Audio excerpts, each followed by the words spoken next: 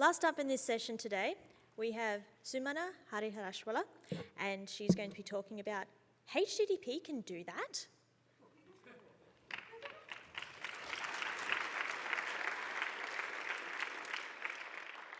Hello.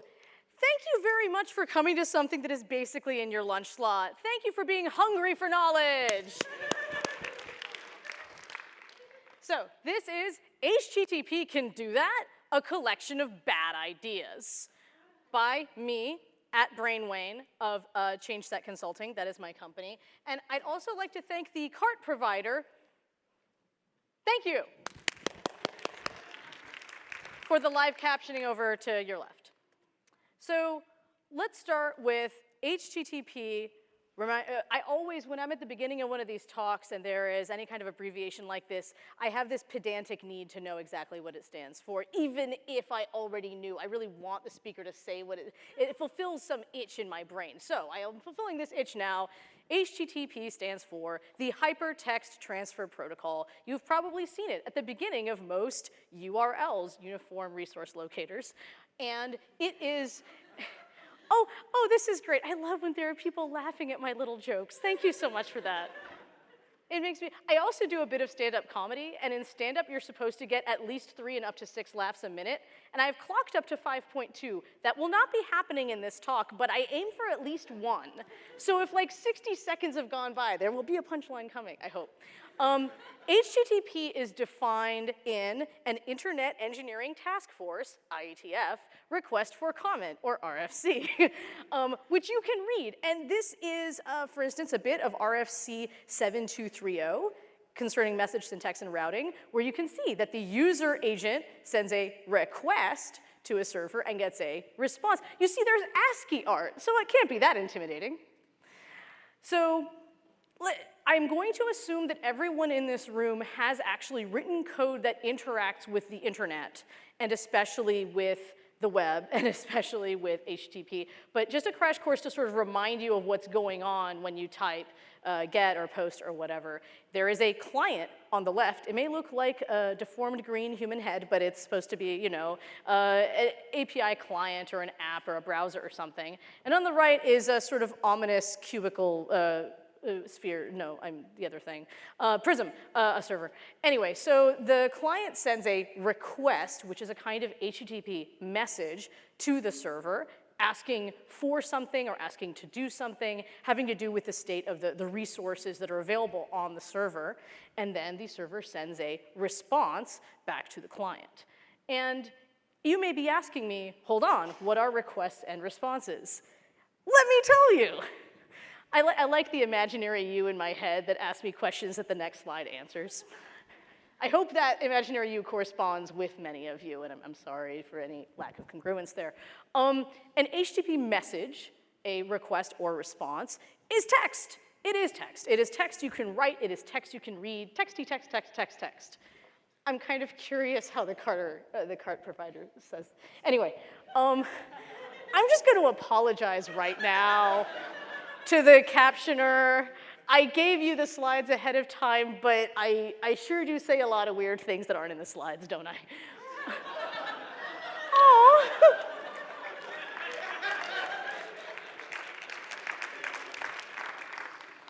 For those of you who did not look at the captions, the captioner said thank you, and you got that right. This has gotten quite recursive and meta. An HTTP message, a request or response, is divided into 3 parts, much like Gaul, for those of you who studied Latin. And the start line is the first part, and some things that might be in it. The HTTP version. In this talk, I'll be talking about version 1.1. The previous session in this very self-same room talked about HTTP 2, which is future and cool and Blade Runner. I won't be talking about that. I'm talking about the old HTTP that's implemented everywhere, and so you can take stuff from this collection of bad ideas and implement them right now today. Then within the start line, you also have, for instance, if you're requesting something, a method or verb, and a response status code, and I'll be going into all of those more later. Headers might include what kind of content it is, or the length, or things like that, metadata, right? That stuff Snowden talked about. And There's a sometimes optional body or payload. In this case, it's a picture of a chandelier. I think in general, more message bodies should be pretty pictures of chandeliers and not like, I don't know, abusive, harassing blog comments. Just an idea. So here's an example request. The start line, get, the verb, what we want to do, slash, this is an address, the version of HTTP 1.1. Headers, here are just some of the headers. So just some of the headers that you'll see. Things like the host, what kind of content we're willing to accept, user agent, which I'll talk about more later. And in this case, the body is blank. There is no payload because you don't need one. And what is this request saying? This request is saying, please give me the root that's at sumana.biz. Give me the web page that is the index page of this website. Here is a response that sumana.biz might send back. Incidentally, I think sumana.biz exists and is like a spam site in Thailand or something. The start line tells you the version of HTTP, and 200 OK, a status code and reason phrase. I'll talk about those more later. Here are some of the headers that you might get back that tell you how long it is, that it's HTML, the date, and last modified. And then the body, which is an HTML page saying that Sumanaville is a pretty rockin' site. You can't see it, it's just on my local host, so sorry. Let's start by talking about methods, verbs. Here are the really popular request methods or verbs. Get, gimme, and post, here you go. These are really well understood among web application developers in a lot of ways. This is the set of verbs you get if you are doing stuff in HTML web forms. So if you started doing web application development with forms in HTML, you know, in like Netscape in 1995, this is what you had. These are the Dave Matthews Band of verbs. They're very, very popular, but you know, maybe you could go a little further and like expand your horizons. I sometimes worry about that joke, because I'm sure they're a perfectly nice band.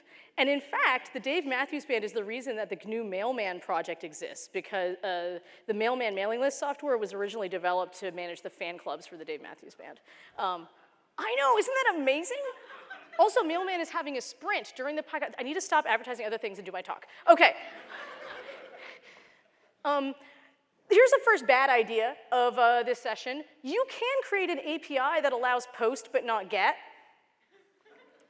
There's more at this particular GitLab repo. HTTP can do that. But this is in Python 2. If you subclass some bits of the standard library, base HTTP request handler out of base HTTP server, then you really have, it's very DIY. You have to implement a method for, that is to say a function within this class, for every verb, every HTTP verb you want to support. So you don't have to implement do_get.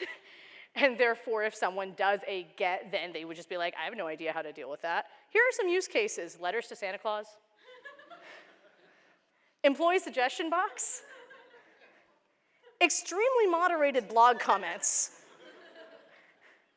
Let me just start now here and put in a logistical note. You may remember that I said this was a collection of bad ideas, but sometimes I will actually be mentioning good ideas in this talk, which may blow your mind. How will you tell the difference? This is what a good idea feels like to me. This is a snapshot of the Recurse Center, an educational institution in New York City, and there's plants and whiteboards and natural light and thoughts written in dry erase marker that could be elegant and performant and inspiring and enlightening. And here's Horror World. This is what a bad idea feels like to me. You shouldn't do it. It's a red arrow pointing to the left. And by the way, across the top, there's a transliteration of the phrase horror world into Kannada, the language my parents speak. So, you know, that's not how you say horror world in Kannada. That's how you say horror world in Kannada. Sorry, captioner. This is the bad idea scale.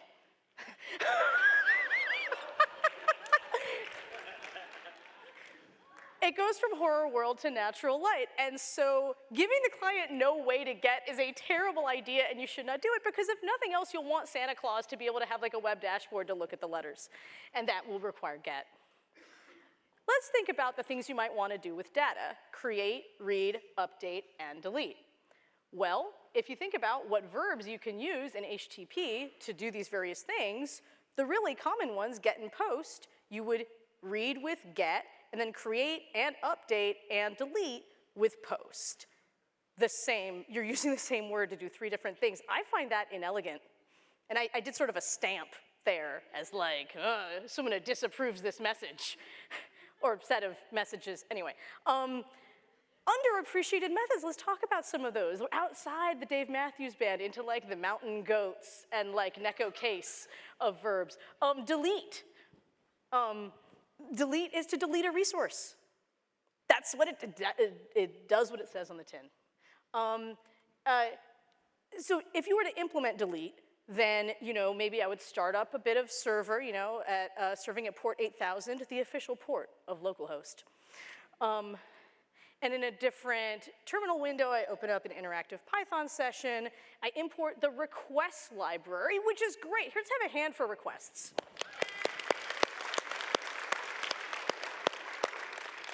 Requests makes it extremely easy for you to send HTTP requests of various kinds and then inspect the responses. So I get localhost 8000, and in the terminal window where I was running server with delete.py, you can see the log saying that that GET request came through with a code 200 OK, being part of the response. So just scrolling that down so you can see more stuff. So here's the code for server with delete.py, where there's a do delete function, where if that file gets deleted, I just call os.remove. There's no authentication or authorization of any kind here. Do not implement this in production. Despite the fact that there is an OSI-approved license on this code, I really don't want you to ever use this for anything other than pranks and self-edification, please.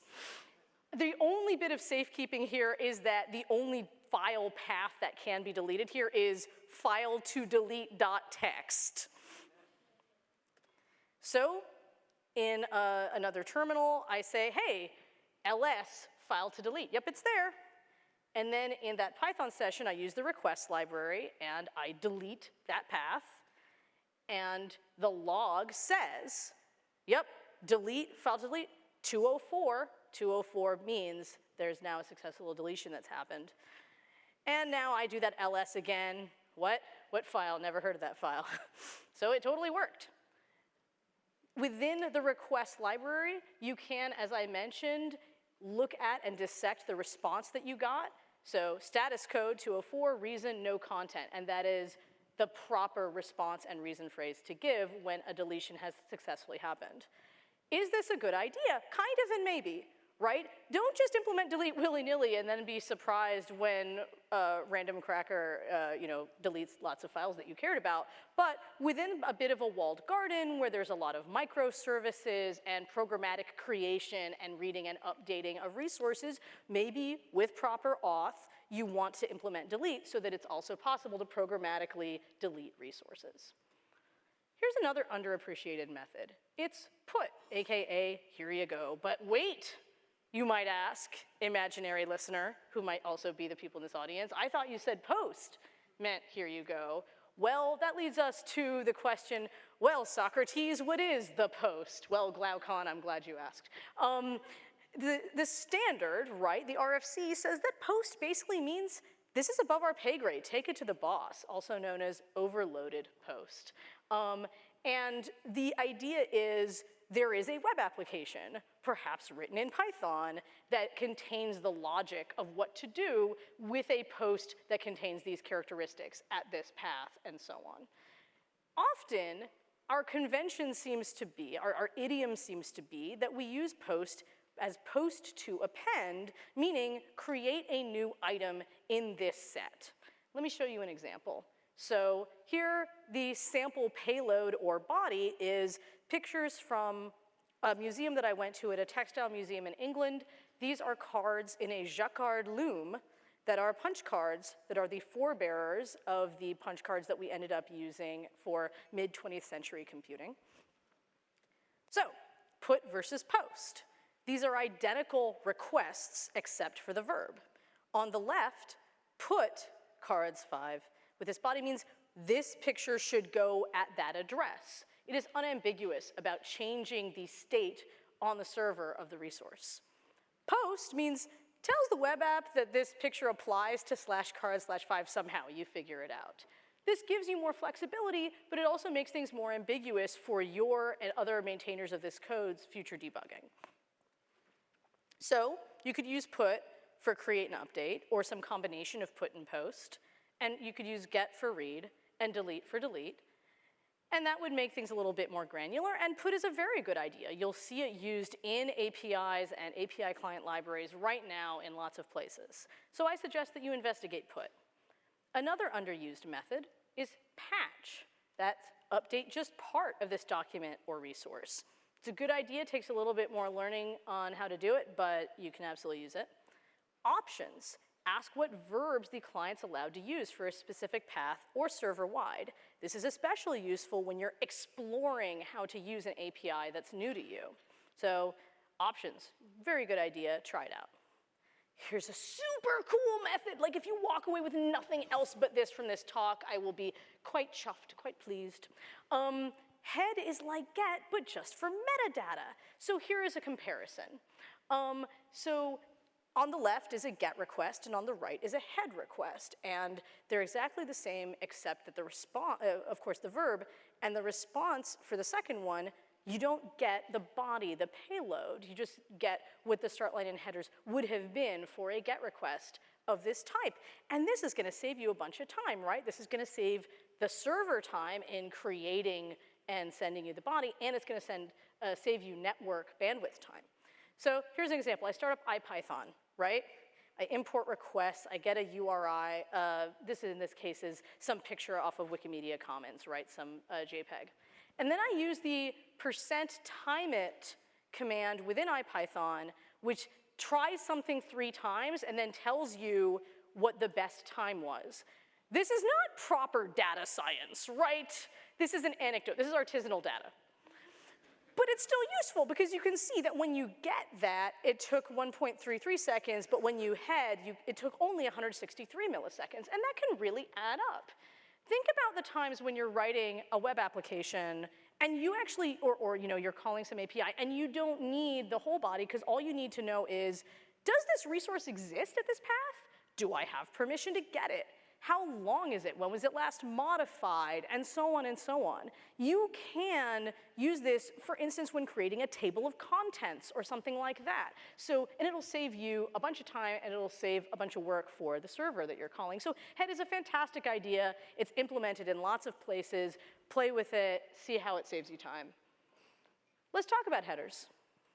So some popular headers include content type. What kind of thing is this, and content length. So content type is also known as MIME or MIME. And since it's also known as MIME with lowercase, I'm not gonna tell you what it stands for. Interchange, blah, blah. So some of the content types you might have seen, they're sort of arrayed in these hierarchical, you know, they're these sort of top-level namespaces, and then things below that. So there's a text/HTML, text/plain, application/JSON or XML, chemical. Seriously, there is a top-level chemical namespace. Hats off to you, chemists. Sometimes you see these call and response pairs. A request says, here's what I'm willing to accept, and then the server says, here's what I'm willing to give you. Accept content encoding, accept content language. If match, if non-match, e-tag. So the e-tag is sort of a versioning system for individual resources so that there is a particular number, kind of like a git log hash, that changes when the document changes so that the requester can say, well, if this matches such and such, then give it to me, otherwise not. So this is a way to save time. Similarly, the cache control header and if modified since, if unmodified since, and last modified are ways of saying, hey, update this. Here's a post to this resource, but only if I'm pretty sure that the resource that you currently have is, you know, here's the last time that it was modified. So it's a way to avoid conflicts.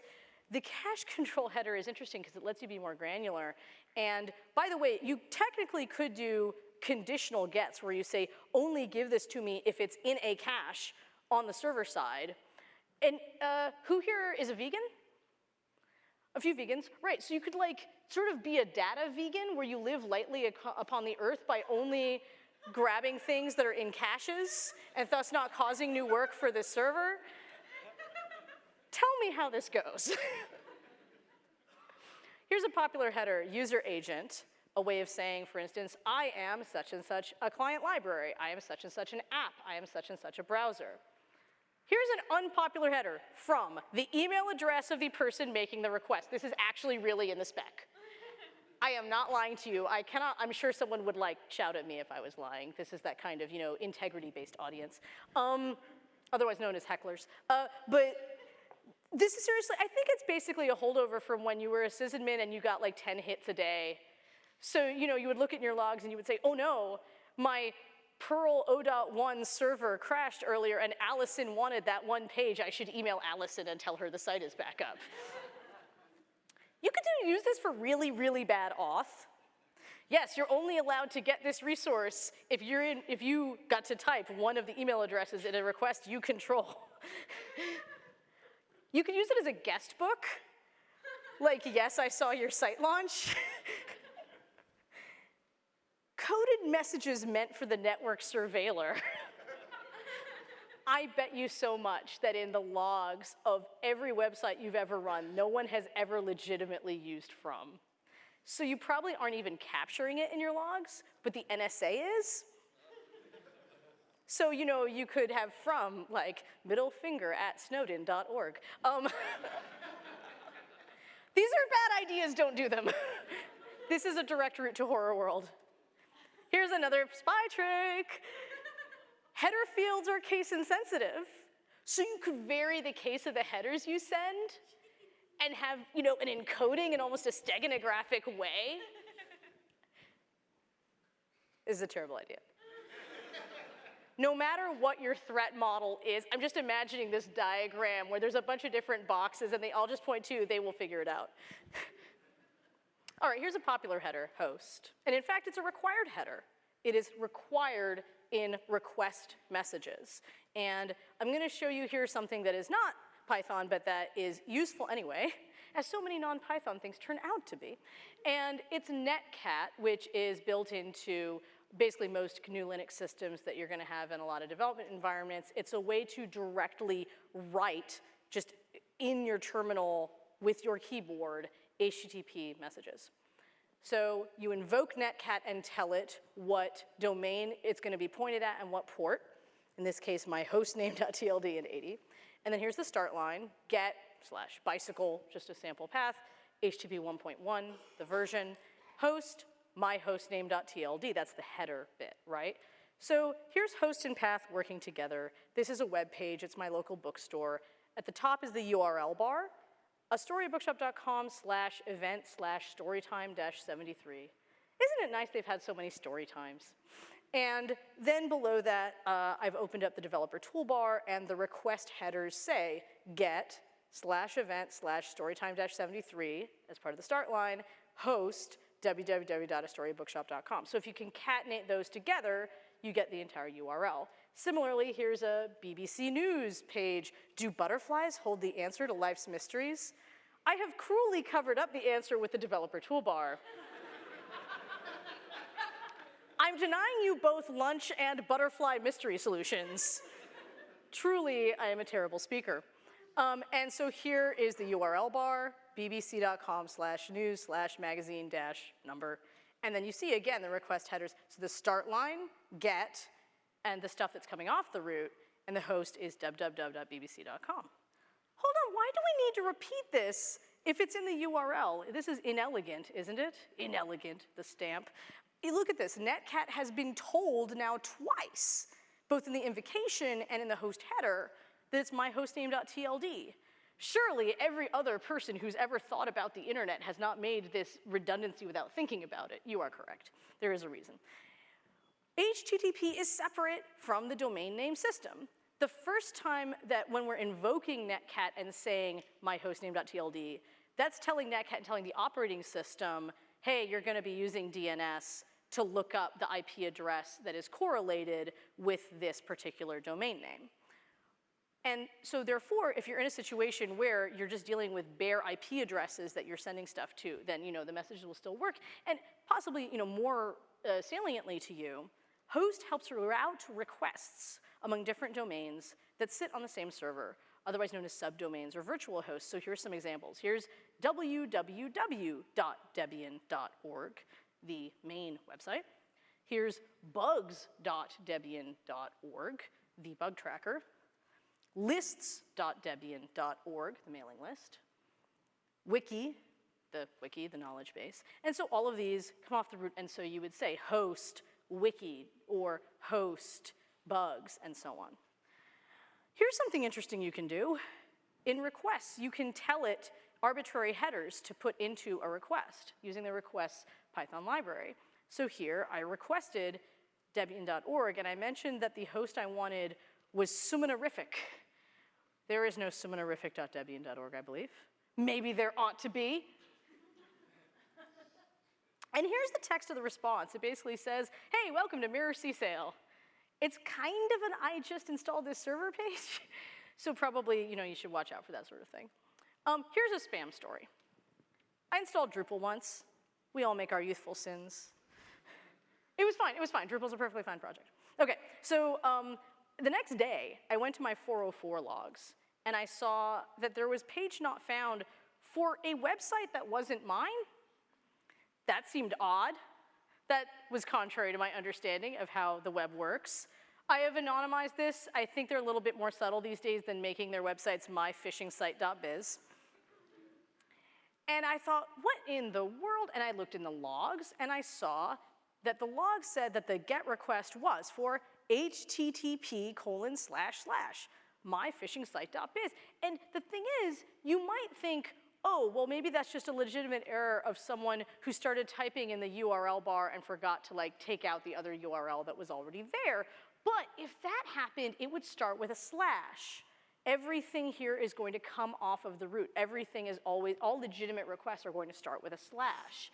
So then I started playing around with what in the world is going on here. I thought I was going to spend that week, customizing my Drupal install, and instead I entered this murky world of spam and web malformation, and I was able to intentionally malform my requests to match what I saw in my logs. So if you use netcat, right? Okay, you tell netcat invoke myhostname.tld, but then the GET request goes to http://spam.com and host spam.com, just to make sure that spam.com shows up a few different places in these 404 logs. Or if you want it to look a little bit more legit, then host spam.com, but get something that looks like it might have come off of the root and you just were looking for a resource that wasn't there, like /Viagra-Bitcoin. I would be really surprised if there were any resource anywhere on the web called Viagra-Bitcoin, but there are more things in heaven and earth than are dreamt of in my philosophy. This is a terrible idea. If you learn of an interesting trick from spammers, probably you shouldn't do it. That's just a Sumana's life lesson. You can define your own header. There's a set that is defined in these RFCs, but header fields are fully extensible. There is no limit on the introduction of new field names, and each presumably defining new semantics, not on the number of header fields, nor on the number of header fields used in a given message. Usually, if you are coming up with your own header, whether it's a request header or a response header or both, you prepend X so that people understand that this is something that you have made up. Here is an example. Wikipedia and the other Wikimedia projects have x-wikimedia-debug. This is an HTTP request header that their developers can use in order for a particular request to choose a particular backend or varnish, to choose caching behavior, to record a trace and profile a request, to add and look at particular debug logs, to go into read-only mode, and there's browser extensions they've created for Chrome and Firefox so that you can say, for this particular request, do these things in the X Wikimedia debug header. I think this is super cool. There's more at this address. So here's an example from a response side instead of a request side. This is a Flask app I made that remixes the names of physics articles on Wikipedia to come up with sci-fi novel titles, like Lorentz relation and ambiguity particle. The code for this is available. If you end up using this to name your sci-fi novel, I will be bewildered and pleased. So this is a Flask app, and so I added some code here. Why don't I zoom in on the specific code that changes a header. You add a new header here with X Sumana is amazing, the value being indeed, verily so. And then if you look at the response to a GET request and you zoom in, you see X Sumana is amazing, indeed, verily so. And it looks so official. When it shows up in the developer toolbar, it looks like it must be true. It makes me feel amazing to see that, actually. You should use this for like days when you need better morale. The code is up for all the good it'll do you. Is this a good idea? Well, if you're Wikipedia, maybe. Look at the cool things they've done with that bespoke header. But be careful that you don't sort of write an alternate internet in an unnecessary way. There's a lot that's already built into HTTP. You don't necessarily need to define your own header all the time. Don't balkanize things. Let's talk about status codes. So 100 and 101 are informational. That's, oh yeah, go on. 200 series, success. The 300 series, redirecting you. 400 series, client error, you screwed up. 500 series, server error, I screwed up. So these are the sort of the 5 kingdoms of like, you know, animals and plants and fungi and stuff. Like these are the 5 kingdoms of response codes. And technically, status or response codes, there's 2 parts. There's the code, which is that 3-digit int, and there's a reason phrase, which is, you know, these English words that are standard. The RFC says that a client should ignore the reason phrase content. So you're on notice. You should just be looking at that int. Here's a few that are really cool that not enough people know about. 410 gone. It was here, now it's not. So that means, for instance, hey, I recognize that you are going to the address for that April 2012 coupon. It was there. I recognize that fact. I am not gaslighting you. You are right that there was something there. However, it's gone and it's not coming back. I feel like this is just a more respectful thing to do than 404 when you know that a resource used to be there. 304 not modified. This is a response to that conditional get I was talking about earlier. You said, get this if it's been modified since such and such a date, and it hasn't been. So I love that there are very economical ways to say these kinds of things that actually provide a tremendous amount of semantics for any API client or for other parts of your web app. 451, unavailable for legal reasons. Server is, this is part of the internet. This is part of HTTP. Server is legally required to reject the client's request, whether that's get, post, whatever. Can't let you see that, it's censored. So for instance, the government of India disagrees with everybody else in the world regarding the borders of India. So there are maps of India that are, you know, accurate that you're not allowed to distribute to Indian IP addresses, basically. Yeah. 451's pretty useful. And then there's the DMCA requests, and this and that and the other. You might ask, why is this a client-side error? Why is this in the 400 block? In RESTful Web APIs by Leonard Richardson and Mike Amundsen, they suggest, this is considered a client-side error even though the request is well-formed and the legal requirement exists on the server side. After all, that representation was censored for a reason. There must be something wrong with you, citizen. This is straight up part of HTTP now because as of February 2016, this is a standard. And you can use it and it's a good idea. And again, like 410 gone, I think it's a respectful thing to do for your users so you don't gaslight them into thinking, oh, I guess that doesn't exist. No, it exists and a government won't let us help you. I think that's a bit of consciousness raising you can do and it's just straight up more accurate and more precise. Now some WTF responses. All of these were found in the wild. There were real running servers that gave these as responses to just a straight up like get on the root of a website. Code 126, reason, incorrect key file, and then a bunch of SQL stuff. Don't let attackers see this. 301, reason, explicit header response code. I think someone forgot to substitute a variable here. 403, which is forbidden. You've got to ask yourself one question, do I feel lucky? Okay, that's witty. All right, you get a pass. This one, though. Reason, can't put wasabi in bed. I will buy a Portland area microbrew for someone who can help me understand this one. 404, reason HTTP 1.1 404. That's not a reason, that's the same thing again. 404, not found, and then some PHP code again. Don't show this to your attackers. 200, forbidden. No, we have another code for that. 403 is forbidden. Don't be that person who starts saying goodbye instead of hello because, like, it's all socially constructed, man. Yes, it is a social construction, and we depend on it. Do not break language. This has been a public service announcement. 404, Apple Web Objects.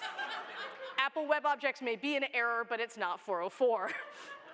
404 forbidden. Again, we have 403 for that. 434, which doesn't exist. Reason, completely nonsensical. 451, unknown reason. No, we actually do know. It's the legal one.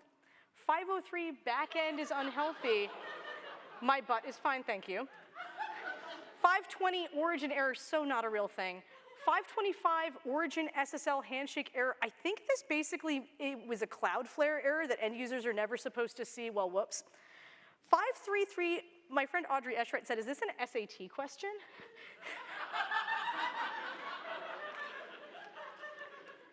732, okay, that's like beyond the 5 kingdoms I mentioned, right? 7? And then this copyright page is the reason. 999 request denied. It has been brought to my attention that 999 is an emergency phone number in much of the world. Still don't do this. If you want to do this, changing your reason phrases. So here is some Python 3 code. We're later in the talk now, so we've gone from Python 2 to Python 3, as y'all should do. You import http.server, part of the standard library. You subclass some things, and you just change the dict so that responses 200 corresponds to all correct or OK, which are apocryphally the words that OK is an abbreviation for. The code is online, and I go to localhost, and indeed, the status code that comes back is 200 all correct. Don't do this. Don't break language. This has been a repetition of my public service announcement. There's so much more. There really, I could have spoken for the length of PyCon on amazing things you can do in HTTP. You can say specifically, don't cache this. Hey, browsers, this is a fast-moving news event. Do not cache this document. You can pass instructions directly to the server or client. There are these methods I didn't get to talk about. There's a specific response that says, state change, conflict, sure you want to do this overwriting business. There's look before you leap requests, where you say, well, do you think, hey server, if I posted this 5 gig file to this address, would that work? Would that be okay for you? And the server can say, yeah, come on down, or no. Resources at HTTPS and HTTP URLs can differ. HTTPS is not just HTTP plus TLS. There can be entirely different addressing schemes. You can rank your preferences in sort of like this ranked preference voting using a queue in the accept headers. Content disposition, that is the header that lets you say, treat this like an attachment. There is so much more. And studying HTTP, studying the way that it works and understanding the why of why it works, it gave me a feeling of power. It gave me a feeling of increased capability, for sure.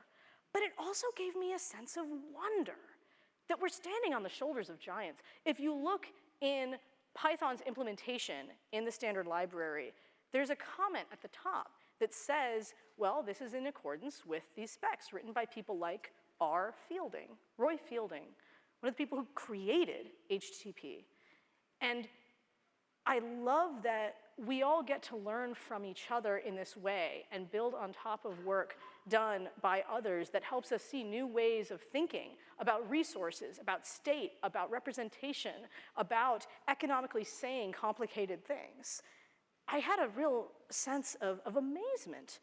And it makes you think, if we had used more of these built-in semantics instead of sometimes reinventing the wheel and implementing stuff in scripting languages on top of it, what might the web have been? But also, We still have a chance. What might it be? The web is still young. What will you do? Well, you can read and play. RFCs 7230 through 7235 are the definition of HTTP 1.1. Go ahead and read them. They are actually not that intimidating. Like I said, there's ASCII art. Use the request library in Python. Use tools that are available on the command line like netcat, wget, netstat, and telnet to play with bare messages on the wire. Basic HTTP servers in your favorite language are available. Go ahead and read that code. It's actually a great way to understand what is going on when you send and receive requests and responses. And you can look at the code again for personal edification and pranks only, please, from this talk on GitLab. I'd like to thank Leonard Richardson, Greg Hendershot, Zach Weinberg, the Recurse Center, Clay Halleck, Paul Tagliamonte, and Open Source Bridge for supporting me in the development of this talk. I'd also like to thank Julia Evans, Allison Capter, Amy Hanlon, and Katie Silverio for the example that they provided me in projects and talks that are ridiculous bad ideas and fantastic for play, exploration, and learning. Thank you. I'm ready for questions.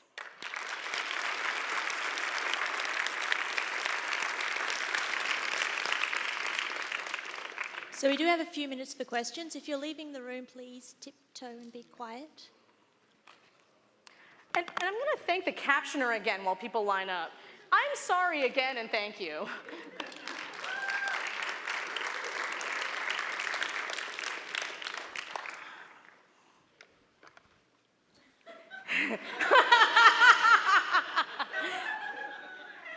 I don't know where you live, but maybe I can buy you a beer or like an internet beer or something.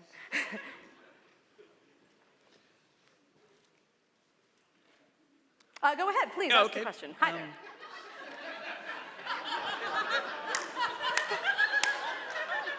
I'm sorry, please go ahead and ask your question. I just got upstaged by the captioner, that's awesome.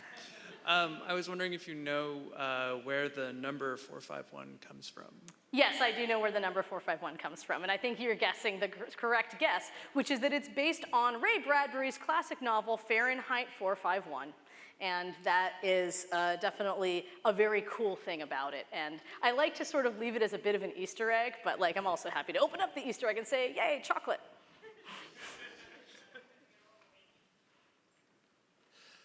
So I remember seeing somewhere this idea. I'm sorry, could you stand closer to the mic so I can hear you? I remember reading somewhere that post and put, that one of them is usually used for like idempotent operations and the other one not. Is that standardized anywhere, or is that just sort of common practice? My understanding, and I'm totally willing to be told that I'm incorrect on this, is that put simply says, here is the resource to go at that address, and then post is a little bit more ambiguous in this way, and then I feel like I would want to do a little bit more of a survey to understand what is, what we're going to call common practice. I think that's something that is, in a sense, a matter for sociologists almost, but I'm not sure. That's really my answer to you. We have a few more minutes. If the captioner wants to impugn me some more, quite rightly so, you are welcome to do so.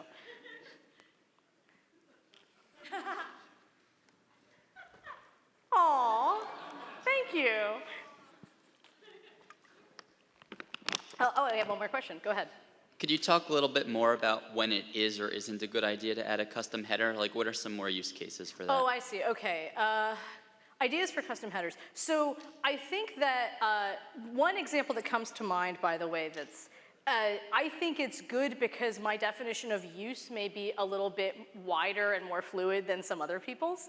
But on Debian.org, they have a response header so that every single response coming from www, at least Debian.org, includes an xclax header, which mentions Terry Pratchett, the author.